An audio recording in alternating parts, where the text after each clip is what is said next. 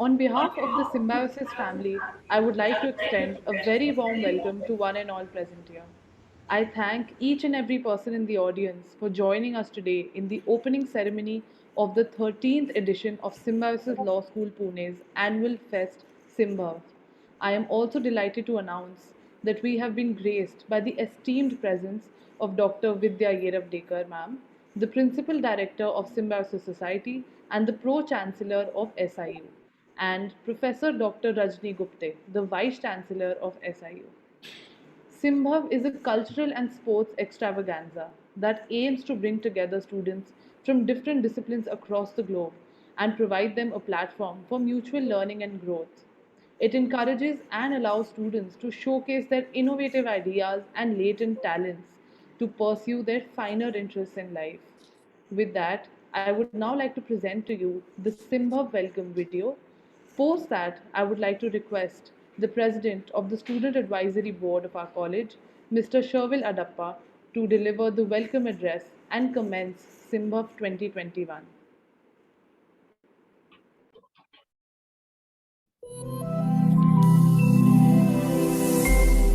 One, two, three, Simba!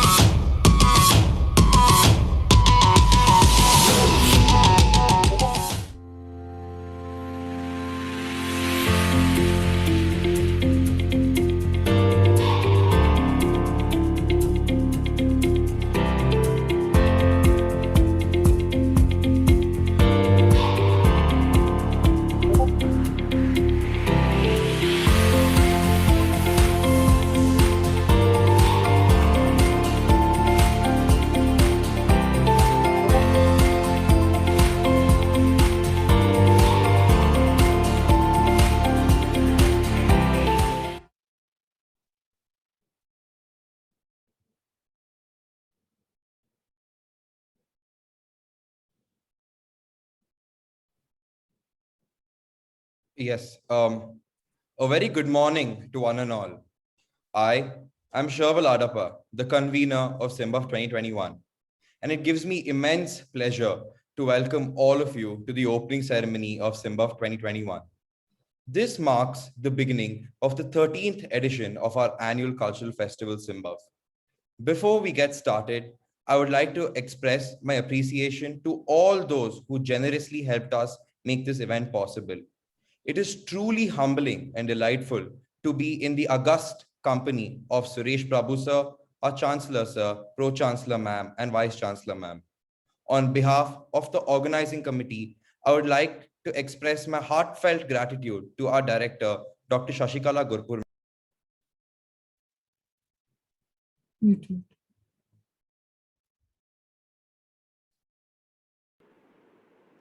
Sorry, it got muted, I think.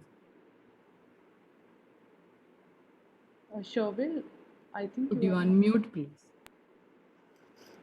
Yes, ma'am. On behalf of the organizing committee, I would like to express my heartfelt gratitude to our director, Dr. Shashikala Gurpur ma'am, for guiding us throughout the process of organizing this fest with her inspirational and sage guidance. Furthermore, we would also like to thank the deputy directors and all the faculties for their undying support and timely counsel to help us sustain this passion. Last but not the least, I would like to thank the heads, co-heads, student volunteers for their outstanding effort and hard work. It's difficult to imagine today's world, its beliefs and opinions, without Einstein's evolution of physics, B.R. Ambedkar's contribution in drafting our constitution, Malala's strong voice claiming for female education. We at Simbav believe in climatic fun while embracing the beautiful positives around us during such trying times. And for this, we present to you the theme of Simbav 2021, the paradigms of progress. Progress is not inevitable. It's just up to us to create it. And a lot of people through decades have put it in their lives to see what progress is doing better for the world. We think it's time we embrace that progress and remember that the people behind it. While real and virtual may seem to be polar opposites in meaning, this year has shown us that these concepts can not only coexist, but also transcend all boundaries set by expectation and lead us into a new era of innovation and greatness. 14 months ago, the idea of a fully virtual Simbav was beyond our wildest dreams. But here we are today at the opening ceremony of the biggest student-led cultural fest of Pune, although in a digital setting. The mode is virtual, but the excitement is definitely real. Truly, the undying spirit of our student volunteers have been outstanding. They have mastered the phrase, do what you can with what you have, where you are. This has enabled us to proudly announce that this edition of Simba is bigger than all other previous editions. The virtual setting has done away with the constraints posed by geographic borders, turning Simba truly global. We are proud to host the biggest academic conclave event of the year in the form of SLSP Conclave. This year's Law Theatre production is bound to leave the audience mesmerized by its originality. We also have a pro night lineup featuring the likes of acclaimed stand-up comedy artist Rahul Dua. So here's a warm welcome to each and every one of you. We hope that the next few days are etched into your memory as truly joyous and wonderful. And as the tradition dictates, I now declare Simbav open. Thank you, ma'am.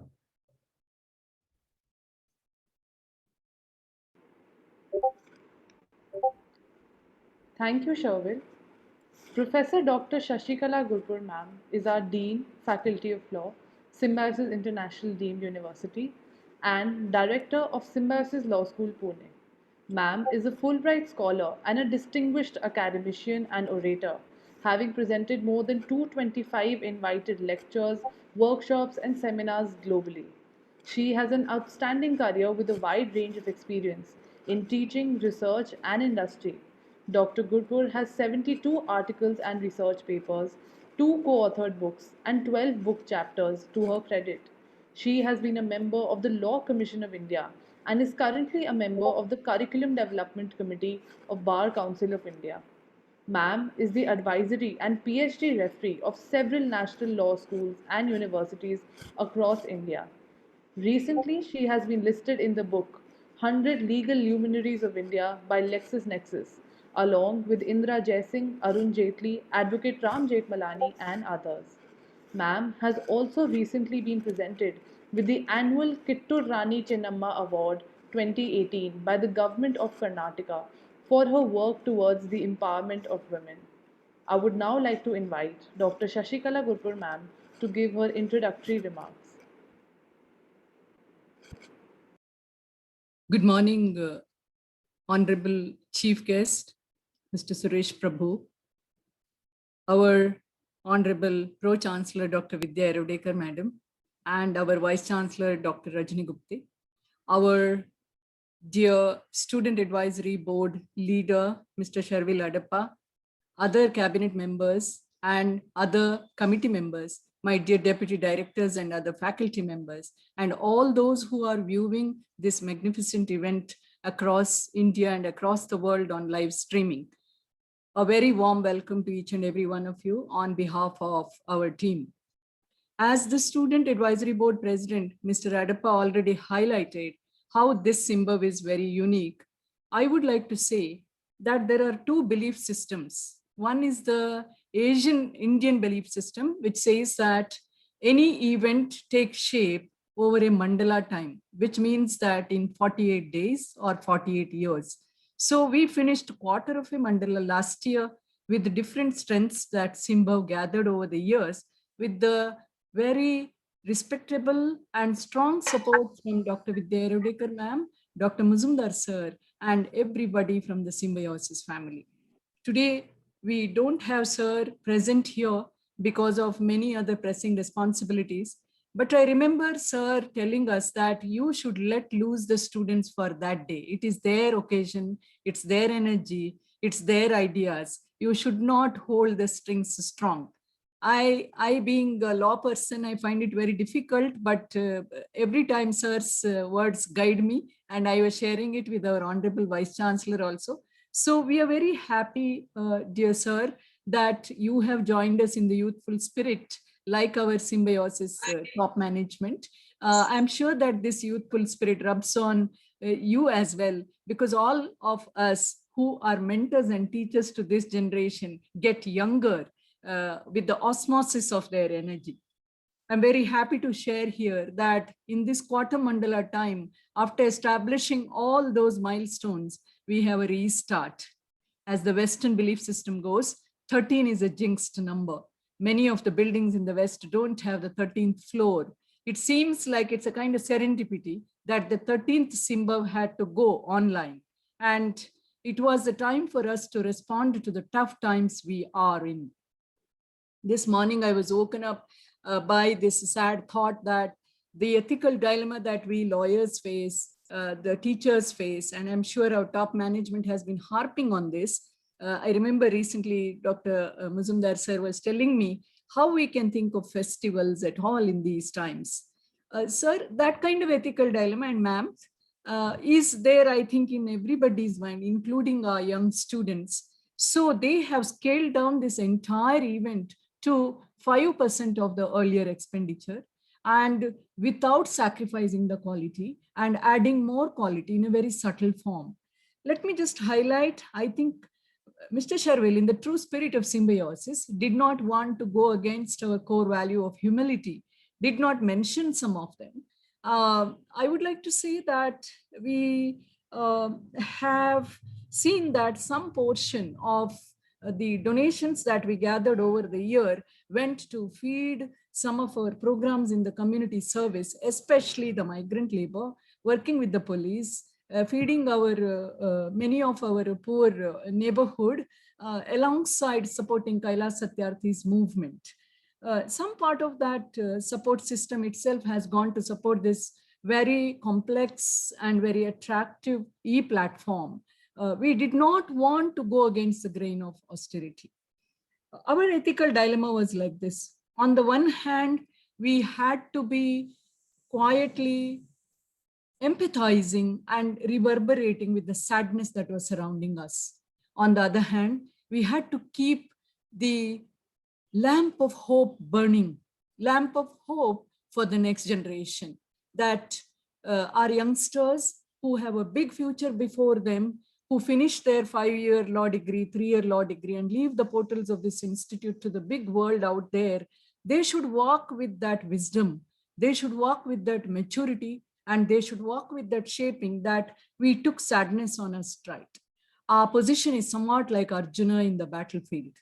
And in the morning, I had this vision of Vishwarupa, where everything goes on in me, Lord says. So I was able to see that bigger picture to console me, because personally I was going through that kind of pangs of ethical dilemma. So I felt that on the one hand, we have this highest spiritual responsibility to be reverberating with the sadness surrounding us. On the other hand, we have the responsibility to do our duty towards the next generation, and our duty to keep the hope high, so that the creation, which is the ultimate reality of Lord's work, has to go on and it has to be sustained. So with that message of hope and the kind of aspiration for everything to come to total control with the able leadership and people and many societal initiatives, including our symbiosis, healthcare and other initiatives that we have in front of us, I'm sure that as a humanity, we will come out of this. So our festival today is, as Sharvil mentioned, the tagline is Paradigms in Progress. It's adding a new paradigm of hope to the progress that we have. It's adding a paradigm of bringing together the youthful energies to redefine that progress, however impeded it may be by nature's, I use the word test. We are tested. These are testing times. So we have to pass this test. We cannot give up. So I was thinking that when we are inaugurating this festival, and later on when we are engaging in very serious discussion on global trade and prosperity and the work of the law in that context, true to the DNA of Symbiosis in its internationalization core, we are going to be very serious in our discussion rather than the noises and the buzz that you saw in those videos, because we are buzzing with the time, with the contemporaneity. In that context, I would like to highlight some of the strengths besides the theme that we have had, besides the very careful ethical choices that we have made quickly. One is that this year, for the first time, we have had registrations of teams participating from across the world, from South America in our model United Nations, from Asian countries, from Western countries in our conclave, in our various other cultural events. Secondly, this year we have added events.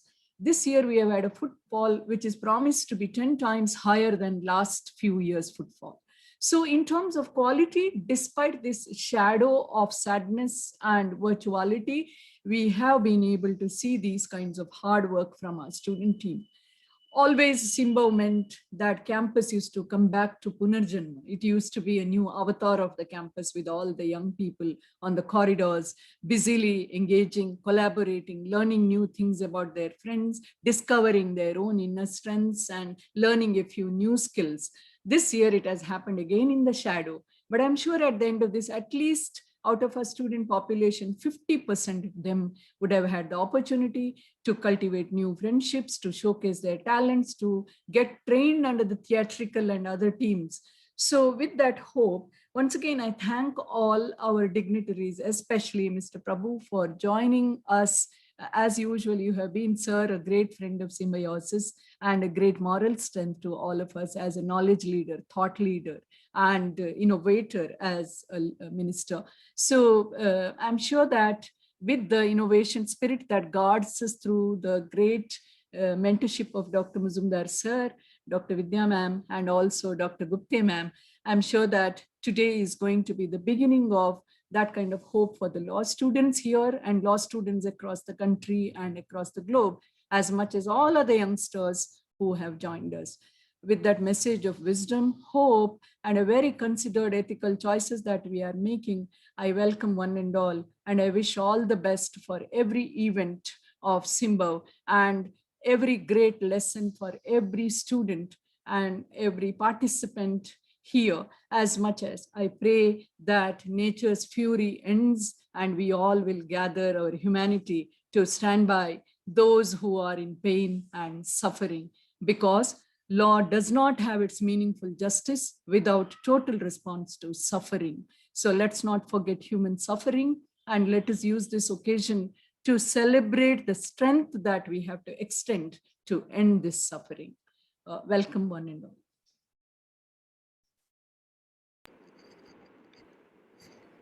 Thank you so much, ma'am. Under your guidance and support, we will surely come out of the shadows of this pandemic better and stronger. Professor Dr. Rajni Gupte is the Vice Chancellor of Symbiosis International Deemed University. Ms. Gupte completed PhD in economics from Gokhale Institute of Economics and Politics in Pune. Ma'am was named as a visionary edu leader of India by Shri Pranab Mukherjee, the former President of India. Ma'am is currently an independent director in the governing board of NSDL and L&T Finance Holdings Limited. Ma'am has been the Pro Chancellor of SIU, the Dean of Academics in SIU, the Dean of Faculty of Management in SIU, and the Director of Symbiosis Institute of International Business. Dr. Gupte has taught at international universities such as the Oakland University in Michigan, United States, and the Bremen University of Applied Sciences in Germany. Ma'am was one of the 10 women selected from Asia in the Women in University Administration program sponsored by the US Department of State. Ma'am has also been invited by Niti Aayog to be on the consultation group of experts for the education vertical. Ma'am has won several accolades and awards, such as the Lokmat National Education Leadership Awards of 2015, the Swayam Siddha Puruskar by Lions Club of Pune Elite in 2015, the Iconic Leader Award, Creating a Better World for All, at the Women Economic Forum in 2017, the Pune CKP Jeevan Gaurav Award of 2020 for contribution in the field of economics and education by Pune CKP Family Public Trust. With that, I would now like to invite ma'am to kindly address the gathering. Thank you, Ishita. Thank you for that kind introduction. Honorable Minister Shri Suresh Prabhuji, Dr. Vidya Erodekar, the Pro-Chancellor of the Symbiosis International University, Dr. Shashikala Gurpur, the Director of SLS Pune, faculty members, staff, Sherville Edappa, the Student Advisory Board member, other faculty members, staff, and my dear students. I think Dr. Gurpur has set the tone for the inauguration of this event. I think she put it very correctly when she said that in the midst of all this gloom, when we are trying to celebrate something which has been an event which is talked about by every young person in the field of law. Why only law? I think practically everyone knows about Simha. So I was very touched when Sherville mentioned that when they were planning this event, they realized that they could do far more in the virtual mode than they were able to do earlier. And I think it is this resilience, this positivity, this innovation, this creativity, which is the hope for the future, Dr. Gurpur. I think continuing these traditions of allowing students to participate and get together in these creative activities is part of what student life is all about. While things around us are glum and gloomy, and while things around us are beyond our control, what we can do, what is within our reach, is for us to encourage our young people to explore their creativity, to make sure that they reach out to other young people in times like this. And I'm so delighted that the team has been able to put together 45 plus events. And I was going through the kind of events that they have planned. And as you so rightly mentioned, it's not just fun and games, it's actually very serious discussions on a host of very meaningful things, especially in law and as well in other areas. So I do think that events like this is what shapes a student's way of thinking, the ability to look beyond oneself, and which I think is the key role of education, to make sure that it's not just the knowledge that you get from your books, but the ability to deal with difficult times, to have the resilience to come out of them, and to show the spirit that nothing can dampen them. And I'm so happy that your students have risen to the occasion and in fact made it far better.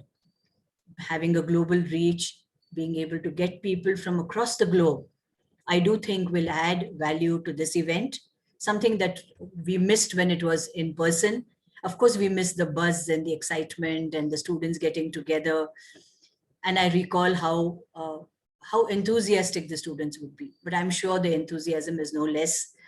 In fact, maybe the challenges are more to do it online. I'm amazed at the kinds of things that they have planned. I'm quite curious to know how they're going to put up a play, how they're going to do it all online, sitting at their different locations.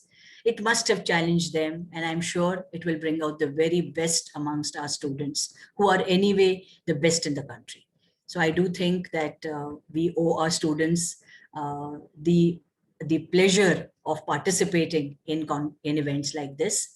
So my dear students, I wish you all the very best for the next 3 days. Enjoy yourselves. Make sure that you learn from this event and make the next year's Simbhav even more meaningful when we can hopefully do it in person. I do hope that we will very soon come out of this horrendous pandemic that is engulfing us.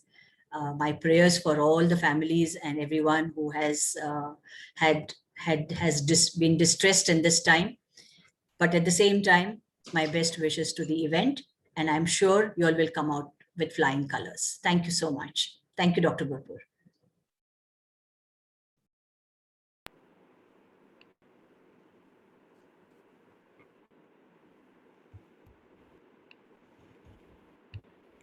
Thank you, ma'am. Dr. Vidya Yerabdekar is the Principal Director of Symbiosis Society and the Pro-Chancellor of Symbiosis International Deemed University. Dr. Vidya holds a postgraduate degree in medicine, a law degree and PhD in internationalization of higher education in India. Having presented papers at various national and international conferences, she has numerous research publications and books to her credit. Ma'am has been ranked number 14 amongst India's top 25 powerful women and has been a member of the University Grants Commission for 2 years, the Central Advisory Board of Education under the Ministry of Education, and the Indian Council for Cultural Relations under the Ministry of External Affairs. Dr. Vidya has been appointed as a member of the expert group on global outreach of higher education, formulated by the UGC to implement the National Education Policy of 2020. Dr. Vidya has also been appointed as a member of the advisory group of Analytical and Advisory Board at the World Bank. Ma'am is a chairperson of the FICCI Committee on Higher Education and has been appointed as a member of India Brand Equity Foundation Trust, set up by the Ministry of Commerce and Industries under the Government of India to promote the Brand India label in overseas markets.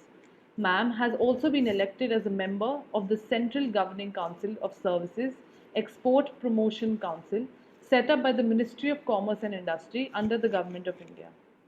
Ma'am is a member of several organizations, corporate bodies, and NGOs, including the Research Committee of the Association of Indian Universities, Public Health Foundation of India, Confederation of India Industry, Maratha Chambers of Commerce and Industries, India International Centre, and the Pune Citizens Police Foundation.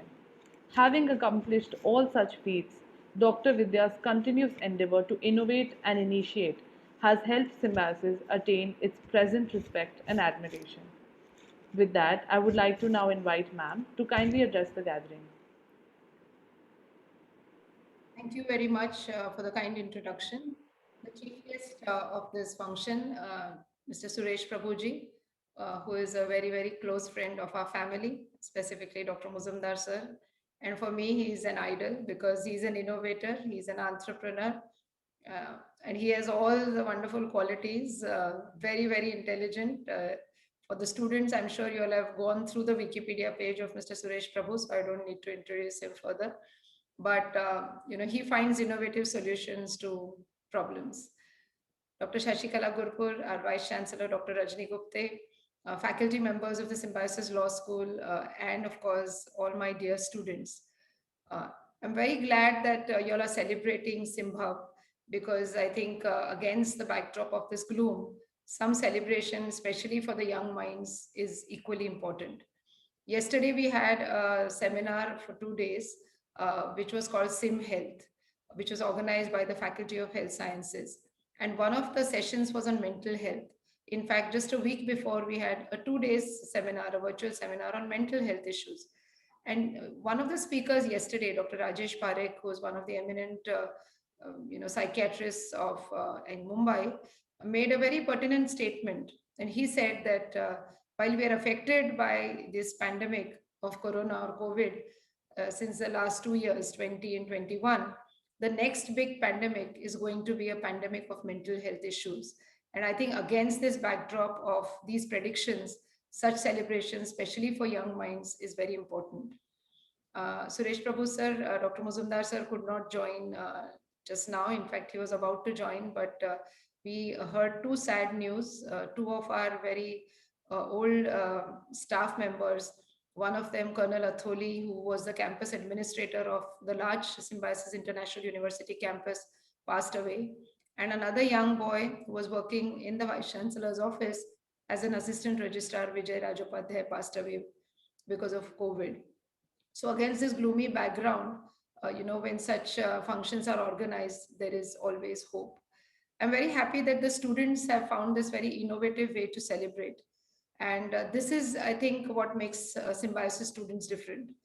Suresh Prabhuji, you know very well that the students who apply to our law schools, and specifically Symbiosis Law School Pune, come from a very rigorous selection process, and therefore there is the best talent that comes in. But after they come in, the kind of autonomy that the students get and get to innovate like this, and a lot of our budgets are also handled by the students. And we believe that teaching does not happen only in classrooms. In fact, teaching happens more beyond classrooms, while learning from peers, from the environment around them, and from such events. This is what makes Symbiosis students different. And Symbhav is one such festival or conference, or I won't say it's a conference, of course, it's a festival of celebrations that I have witnessed since the last 13 years. And it is just growing from strength to strength. But to organize a virtual conference like this must have been extremely challenging for the students. But this is where these young minds innovate and bring out the best amongst them. A virtual event is also attended by more number of people, and therefore it becomes more successful. In fact, when the pandemic was struck, we were celebrating our golden jubilee. Symbiosis was celebrating our golden jubilee. And we also wondered, what should we do now with the celebrations? But then again, as usual, Symbiosis thinks differently, and we started the Golden Jubilee lecture series. And that really was attended by thousands of people, not just the Symbiosis staff, students, but even well-wishers of Symbiosis. And therefore, many a times crisis teaches us, to innovate. A crisis also brings in a lot of positive opportunities. And one such positive opportunities is to think differently during these times. My only appeal to the students is, as much as we as doctors, especially the Symbiosis University Hospital and Research Center doctors, nurses, paramedics, are working day and night to save patients, you all should take care of yourselves. We see a lot of young students who just don't bother about socializing, don't bother about having old parents, grandparents at home, want to move around just thinking that nothing will happen to them because they have great immunity. But let me, as a doctor, tell you that unfortunately, this time the second wave of COVID has affected more youngsters than old people. And therefore, please take care of yourself and do all those kind of instructions that have been given by the WHO through the Ministry of Health, Government of India. I know this is a little serious talk that I'm giving, but all of us at Symbiosis are concerned about you, and you are the best talent that are going to help the economy of our country to grow. You're the best human resource that we are, through Symbiosis, are going to contribute to this wonderful nation. So with these few words, I once again welcome Sri Suresh Prabhuji for this virtual event, and I also thank him for accepting our invitation. Thank you, sir.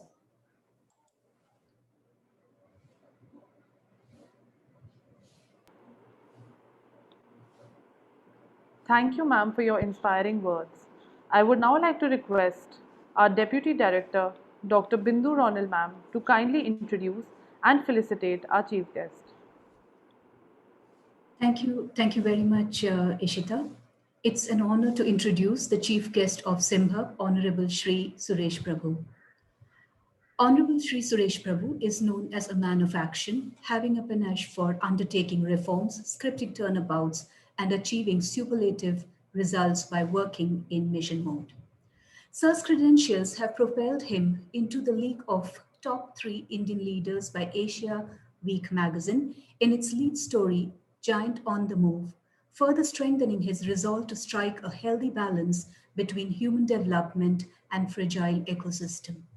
Sir was the Minister of Commerce and Industry and Civil Aviation, Government of India, and before that had the privilege of handling several ministries like the railways to environment and power and heavy industries. Sir also represented as the Sherpa to Prime Minister Shri Narendra Modi at the G7 and G20 summit. Sir completed his schooling from Shardashram Vidya Mandir, Dadar, Mumbai, followed by a Bachelor in Commerce with honors from M.L. Dhanurkar College, Vilepale, Mumbai. He received a Bachelor's in Law degree from Ruparel College campus, Mumbai. Sir is a chartered accountant and a member of the Institute of Chartered Accountants in India. He was a rank holder at the Inter-CA FCA at the Institute of Chartered Accountants of India. During Sir's school and college days, he was the Vice Chairman and Treasurer of the Western India Chartered Accountants Students Association, a statutory body representing CA students from Maharashtra, Gujarat, and Union Territory of Goa, Daman and Diu. A member of editorial board of Forum of CA, a professional magazine, and the founder of Youth for Democracy, a student organization. Sir has held various offices as part of social activities, such as being the director and former chairman of the Saraswat Cooperative Bank, chairman Manav Sadhan Vikas Sansthan, an NGO, chairman Konkan Kala Academy, vice chairman Treasury, trustee Mumbai Marathi Granth Sangrhalaya, to name a few. Before he became a minister, Sir was the treasurer of Confederation of UNESCO Clubs and Association, office bearer of Central Committee for International Voluntary Services, one of the largest NGOs having members in 110 countries and headquarters in Paris, the Secretary of International Study and Service Exchange. Sir has attended various events such as the CCIVS General Assembly and Conference in France, attended the Third World Congress of the World Federation of UNESCO Clubs and Association in Tokyo. He's the winner of the UNESCO Fellowship. He's visited Africa in that connection to study the problems of youth in developing countries. Sir has visited over 100 countries in Europe, Latin America, North America, Africa, Asia, and Pacific. Sir has been the chairman of the Indo-German Parliamentary Forum, chairman Parliamentary Forum on Environment, chairman Parliamentary Maritime Group, chairman Cooperative Forum Parliamentarians, Indo-US Parliamentary Forum, Indo-UK Parliamentary Forum, member Public Accounts Committee, member Joint Parliamentary Committee to draft Women's Reservation Bill, Parliamentary Standing Committee and Consultative Committee to Finance Minister, Minister Consultative Committee for the Ministry of Commerce and Industry, to name a few. Sir, it is a privilege to have you here with us as the chief guest for the SIMBHAV 2021. And I welcome you and invite you, sir, to address the participants. Over to you, sir.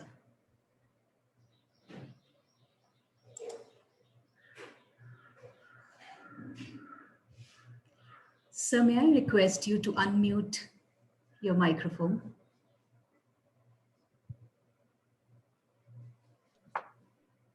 Thank you.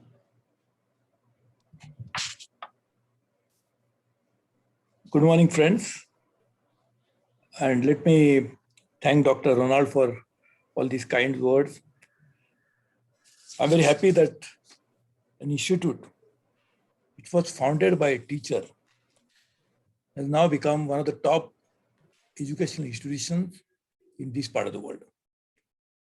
And I'm very glad that what Dr. Muzumdar founded has now been very well nurtured by Dr. Vidya Erodekar.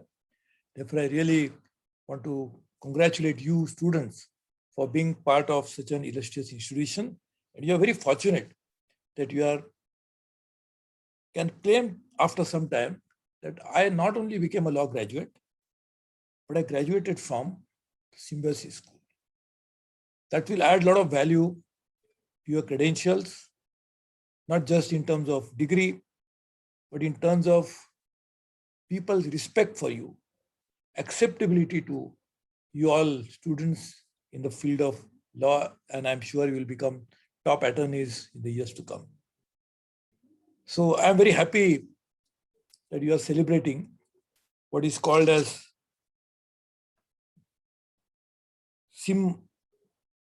Simbo 21, which I'm sure you must be doing it every year.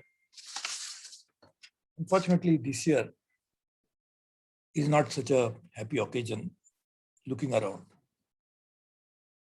You are based in Pune, which again the city which is very badly affected by pandemic, but so is the rest of the country. And now we are in the midst of a second wave, very difficult times. And therefore,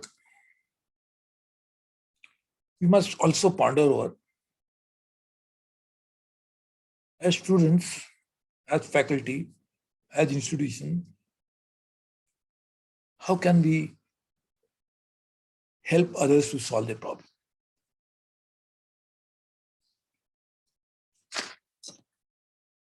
To address the problem of others, first and foremost, what we need is an ability to sympathize with others' problems. Very interesting, because you are very young. Just imagine, all of you will get married over a period of time. Some of you may have a girlfriend and a boyfriend. But some of you, when you will get married, you may not have known the girl and the boy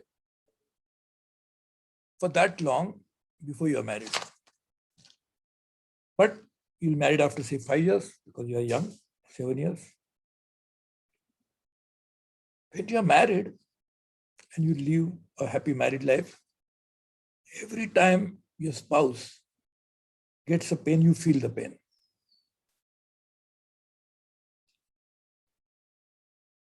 Now, what are you feeling? Is a pain of a person. But did you feel the same pain when you are not knowing the girl or the boy? Because now you are married for life. But she was in existence, or he was in existence before you married. But you didn't know that person. Did you feel the pain? Same pain? No. I will not blame anybody. I also gone through the same thing. But just imagine, why, if I'm feeling of a pain of my spouse, the spouse is a person. The person may be having a pain even before. Why I didn't feel that? If pain is a cause of your worry, and that gives your heartbeats grow a little faster, why did you not feel the same way before you are married, or before you knew that person as a girlfriend or a boyfriend or some other relationship? That means we feel the pain not of the person, but of the relationship. You feel only when the pain is more severe, more genuine, when you have a relationship with a person. But the pain was there, but I didn't feel it. Same with me. I married 37 years ago. My wife, when we were married, she had lived many years before that, but I didn't know her. As a young child, as a student, she also would have faced some problem. I did have faced the problem. Pain? No. Why? That means we lacked some sort of quality, an attribute, which didn't allow us to feel a pain of a person until we enter into a relationship. The relationship can be a friend, a wife, husband, father, mother, whatever. How can we, therefore, develop some sort of a attribute within us that we can feel a pain of a person even if we have no relationship? Today is also Mahavir Jayanti. Mahavir is worshipped by Jains as their spiritual leader, spiritual guide, a god. Those who don't believe in him because they believe in some other religion, they'll feel no, but my religion is better. But there are certain basic tenets of all religions. They teach you something which help you to be a better human being to begin with, eventually realize the purpose of your life, but also teaches you about being good to others. That's a fundamental tenet of any religion. They will tell you that if you don't do something which you expect others to do it to you, you are not good human being. That's what Gandhiji taught us. Gandhiji said, you're expecting somebody else to be doing something that you feel is right. You should first do that. First practice it. Don't know it will happen to you. Bhagwan Mahavir taught certain tenets. Don't harm any other living being. Maybe a small insect. Actually, when these teachings were prevalent, the world was far better place. There's so many more resources in the world. There's so much of biodiversity available all over the world. Still, he realized the implications and the importance of each and every tiny particle into this complex web of nature, which today we call it biodiversity. The word was not known to them at that time, but importance was known. So today, you all as law students will ask a very important, pertinent question, very relevant question. If this is not there, such type of compassion, such type of feeling for others that should be there as every human being, irrespective of the religion that he practices, irrespective of his faith. Even if those atheists, those who don't follow any religion, no faith, but still each one of them are human beings.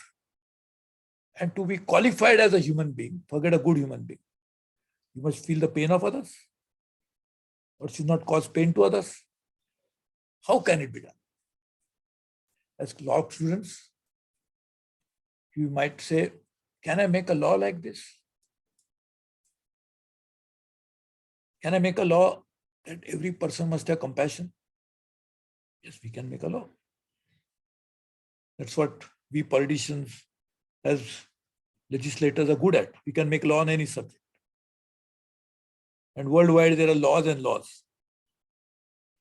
But these are the laws made by man, by men. That means human beings, men and women together. But there are laws which are superior to this, which are made by nature. As law students, you will have to find out how can you bring in an alignment between the laws of nature and the laws that we pass in the parliaments of the world. There are some international laws, international treaties. But can we make laws which are against the laws of nature? You can. Because we feel as human beings, we are very powerful. We forget the fact that we have been created by the nature, therefore we can afford to forget it to our own peril, of course. But a law that you all will practice over a period of time must have a fundamental basic ingredient, which must conform to first the law of nature, and second, the combined accepted moral principles of the society. Morality is again an abstract term. What is morality? The moral principles, moral values keep changing all the time. I remember, and I've not only remember, I'm very proud of it, that whenever I should see my teacher going somewhere, I will go and reach my teacher and touch the feet of the teacher. It's not something for getting more marks in the examination, not for getting a good certificate at the end of my career as an academic career, that he'll say good certification, so I will get a good job or a good, better prospect in my future life. But it's all out of respect. There's no law. It says that you have to do this. But you do it because of your own belief, conviction, moral values. Those change. I will not blame you that you don't go and touch Dr. Vidya's feet every day. Doesn't matter. Not necessary. Point I'm saying is these moral values and moral standards keep changing. But still, at any given point of time, the society is run because of the morality, the moral values, the moral system. So the laws that we pass must also conform to these moral values. We cannot have a law which goes against the morality of the society. Sometimes the legislators, rightly so, they try to raise the moral bar in a society. For example, we say that we cannot abuse the use of drugs. There's a law, international convention as well. Narcotics bureaus are set up in most part of the world.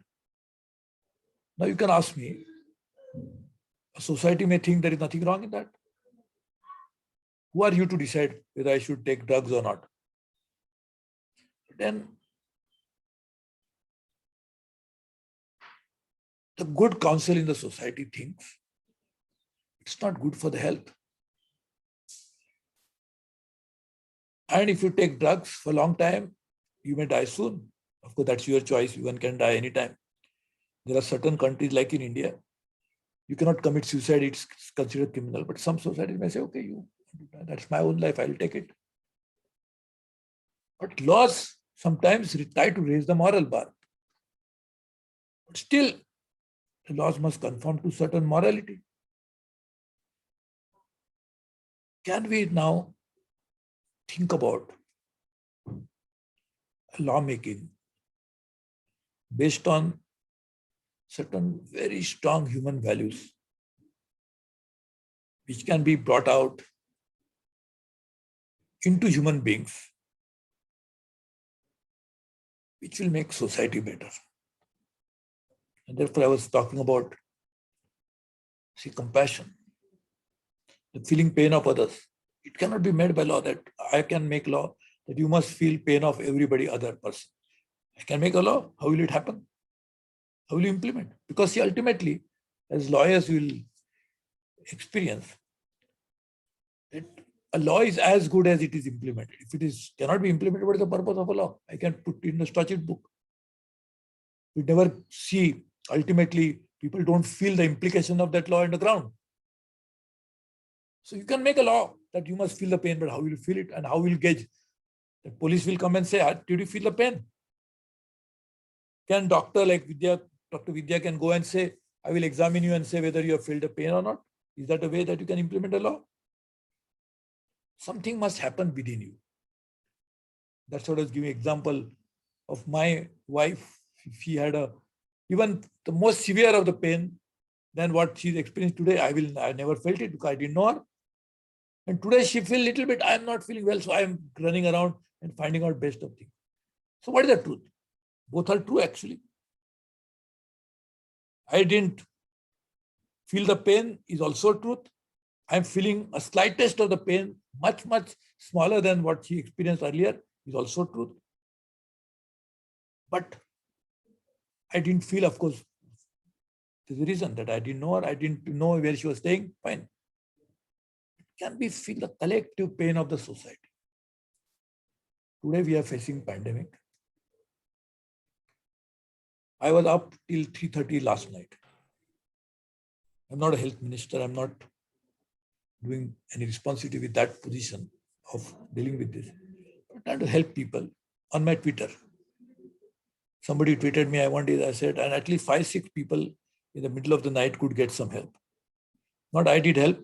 I connected. So somebody else responded, something happened. Now there is no law that requires this to happen. But we have to do this out of concern for others. So today's pandemic is a huge challenge for everybody. The doctors, I must salute them. Not only doctors, the entire fraternity, the community of professionals, helpers who are actually working day in and day out. This is absolutely phenomenal work.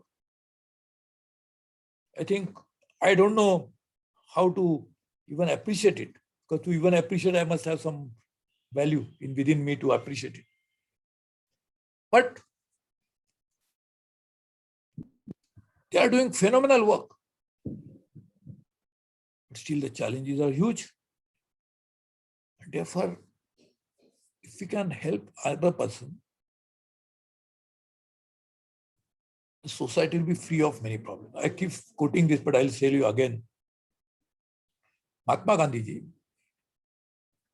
once very interestingly said that how can I sleep in peace when I know my neighbor is hungry? Actually, just imagine. I should worry, why should I worry about neighbor? That is his problem. But as we are seeing today, neighboring countries is our problem because they get disease, contagion will happen here. Anywhere it happens in Latin America, it will happen. The Brazilian strain is coming here. How far is Brazil? Why should it reach India? Or for that matter, any other part of the world like Japan, even further into the east of India. Means what Gandhi said, you must understand others' pain, others' problem, then only we'll be happy. This is the only fundamental principle of life, that you can be happy only when you make others happy. It comes back to you. So now, as law students, I would like you to think about going beyond law, going beyond statute books, and try to practice a little higher law, which is law of nature, law of compassion, law of goodness. And why are the laws made to begin with? To govern,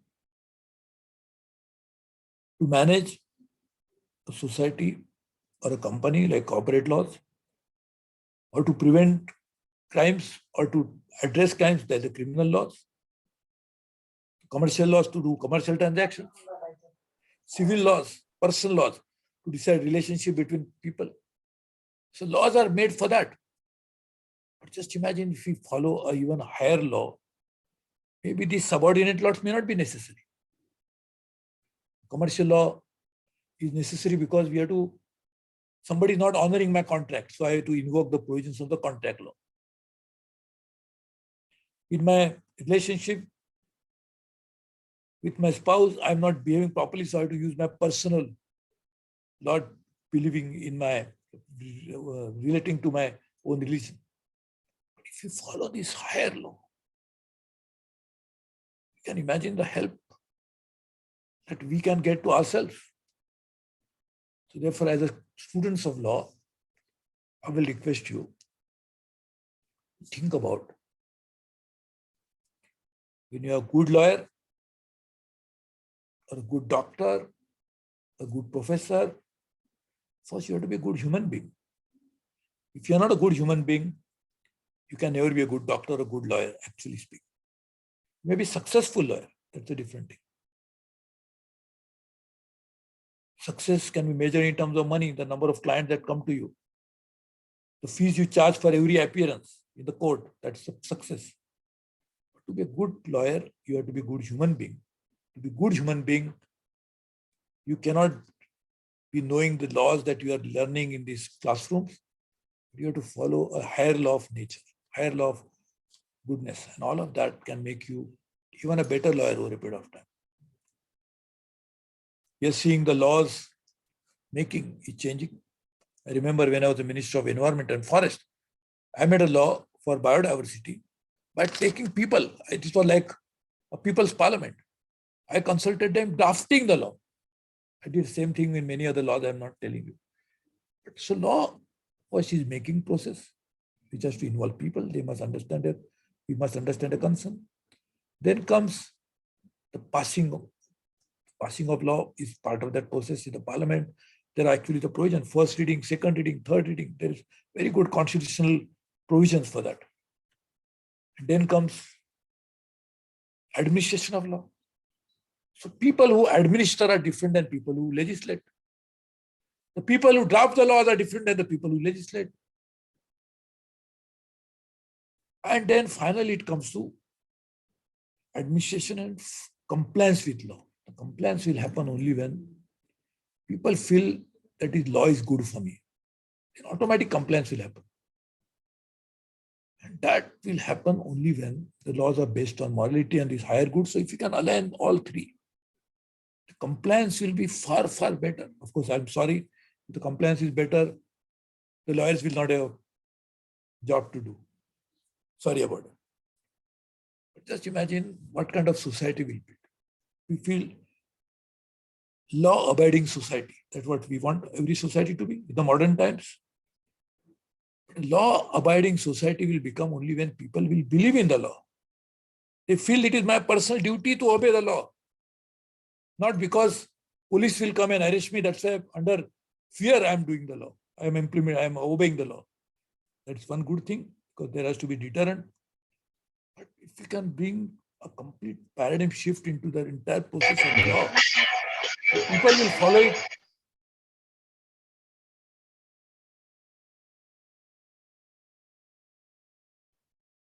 People will follow it because they feel it is actually good for them. Then only the law compliance will happen better. So my friends, I want to congratulate you once again and hope all of you will become good citizens and good lawyers both at the same time. You'll become good human beings before even becoming good citizens. And all of that will actually give you a different kind of satisfaction than just being known in the society as successful lawyers. Nobody else will know whether you're a good human being or not than you yourself. Because your inner mind will always tell you whether you're good or bad. So I'm sure you'll comply with your inner law more than the laws passed by others. Follow that, and I'm sure you'll have a much, much better society over a period of time. Let me thank the university, your law school, your faculty, your management for inviting me. Dr. Vidya, thank you for inviting me again. I consider Dr. Majumdar, Dr. Vidya, and all of them as part of my family. And therefore, I consider all of you as part of the extended family of Symbiosis, as part of my family as well. Therefore, I want to thank you, congratulate you, wish you all my best, and hope one day we'll be able to really achieve something which may look like a utopian idea today. But over a period of time, I'm sure as the human beings evolve, we reach a level where it will be building up a much, much better society than what we are today. Thank you very much. Congratulations to all of you. Looking forward to your great success over a period of time, as well as happiness. Success is another thing, happiness is another thing. I'm sure you'll get both. Thank you very much.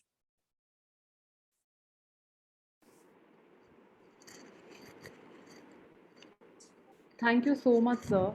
Your words were definitely a source of immense encouragement. You have definitely given us a lot to ponder upon, and I'm sure we will all try and imbibe your ideals and lives. It is indeed an honor for us to be graced by your esteemed presence today. And now I would like to present the opening dance video prepared by our extremely talented and gifted members of the cultural committee.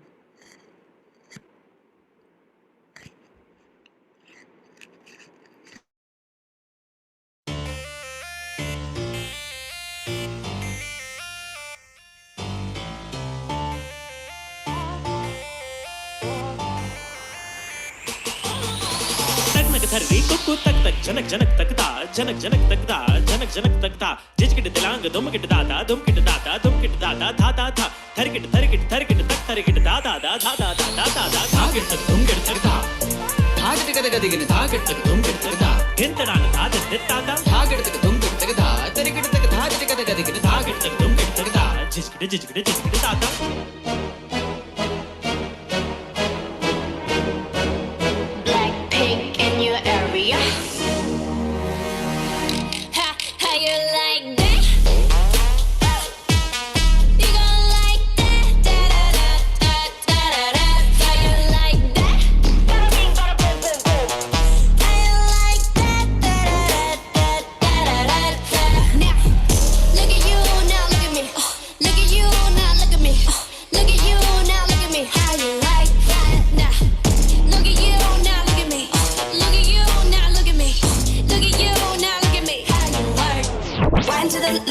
to the right, drop it down low and take it back high. No, I don't need introduction. Follow my simple instruction.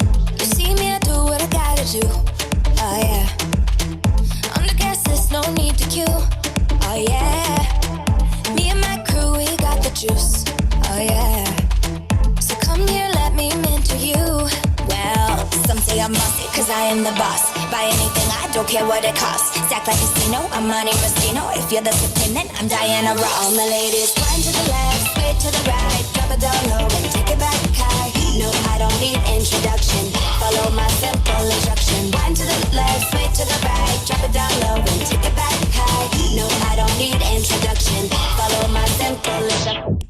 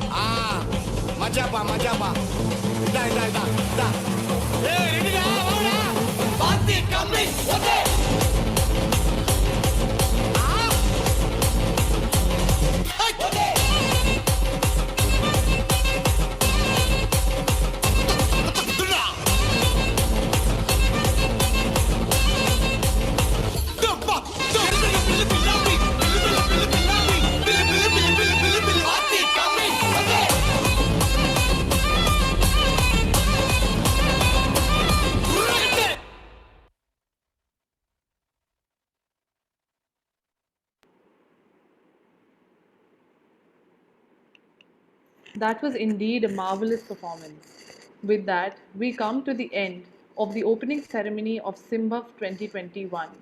I would now like to request our Deputy Director, Professor Kshitij Naikade sir, to kindly deliver the vote of thanks. Thank you. Thank you, Ishita. Am I audible? Just confirm.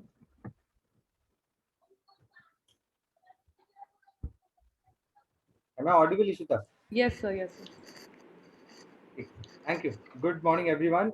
It is indeed an honor and privilege for me to have been asked to propose this vote of thanks on this occasion in front of this galaxy of stalwarts who have taken out time from their extremely busy schedule to grace this occasion.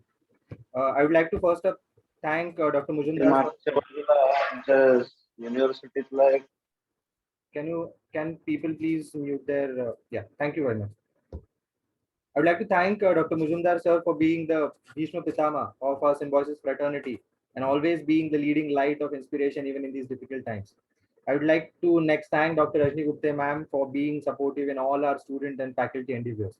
Her assured presence and reassuring smile has always helped us tide over difficult times. I have a very personal story about her also. Like when I joined Symbiosis, I had met her on the very day of my interview. And it is at that point of time I didn't know that she was the vice chancellor of the university.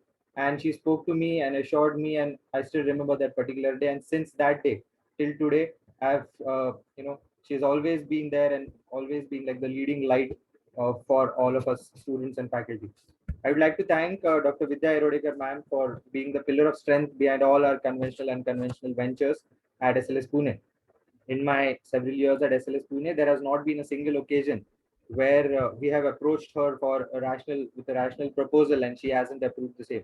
Her student-friendly nature and her always positive attitude towards looking at these proposals and activities that we actually plan is one of the most important reasons why she is loved by one and all. Next up, I would like to thank our Honorable Chief Guest, Sir, for enlightening us with his wise words.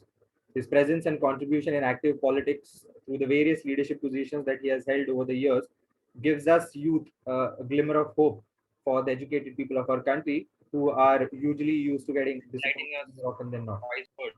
His contribution in active politics reminds me of a Sanskrit line from the Vedas, which goes by Na Chaurarya, Na Rajaharya, Na Bhratucha, Na Bharkari. Vyaya Kritte Vardhata, E Nitya Vidhaya Sarvasadhanapana. It comes from a story. The backdrop of this particular quote is from a story where a learned man's house is getting robbed by his jealous friends and rivals. And he is seen laughing at that particular occasion. When his neighbors later on asked him that, why are you laughing? What is so funny about this? He explains that these robbers, these thieves have come and actually robbed me of my material wealth, while my true wealth is my knowledge. It cannot be stolen by a thief. It cannot be taken by any king. It cannot be raided by any CBI, ED or anything like that. It cannot be divided amongst any of my brothers, friends, family. And it is only with me. And it is not a load. It increases when I spend. And the wealth of knowledge that I actually have is the greatest of my wealth. And these poor thieves cannot rob that. And comparing to Suresh Prabhu sir's career till now, he might be in any political party, he might be holding any portfolio, he might be associated with any activity. At every point of time, he is seen kind of contributing effectively and leaves a great mark on that particular aspect. So I'd like to thank him profusely for kind of joining us for this small ceremony. If possible, sir, I would also request you to please attend our conclave sessions, which are starting at 11:30 a.m., where the themes are on global trade practices in the era of digitalization, which will be attended by former Attorney General Mukul Rohatgi, Honorable Justice Anil Kumar Menon, sir, and several others. I'm sure you would love listening and attending such a academically oriented event. Next up, I would like to thank our director, ma'am, the tireless leader, Dr. Shashikala Gurpur, ma'am, who has been like the leader of our law school family, who has been leading from the front and has almost 50 times more energy and enthusiasm than all of us faculty and staff put together. In these gloomy and difficult times, she has time and again showed us that there is definitely light at the end of the tunnel and has propelled us to perform to the best of our abilities. Her contributions are best summarized in this line from the Jnaneshwari in the 11th quote, where Saint Jnaneshwar mentions that Chaturya Lapvi Mahatva Harvi Tisepan Mirvi Audoni. Where Saint Jnaneshwar in Marathi says that a real scholar is the one who actually holds his skills and his talents very lightly, is assured about his greatness, and is not boastful about it ever, but merely leaves its beautiful presence like a kasturi from a must be wherever he goes and whatever he touches. And I think this quote perfectly fits Dr. Gurpur. Uh, Finally, I would like to thank the faculty members who have worked tirelessly for this particular festival, specifically Dr. Santosh Agav sir and the Simba student team, who has been very ably led by Cheryl Adappa. It has been months of late night calls, conversations, staying up, especially since the challenges are new for one and all. And for working tirelessly to make this particular event successful and at least arranging it in these difficult times. I would like to say that no matter whatever happens, things might go back to normal, but nobody would be able to take back this legacy from you people of organizing a student cultural festival in the middle of pandemic. So in spite of having these zillion hurdles, tomorrow, next year, by the next year, there will be a new president, there will be a new festival. But nobody can take this achievement from you for organizing something like this in the middle of the pandemic and bringing cheer in people's life. On this particular note, I would like to thank my vote of thanks and hereby request everyone to have a good 3-4 days of Simba.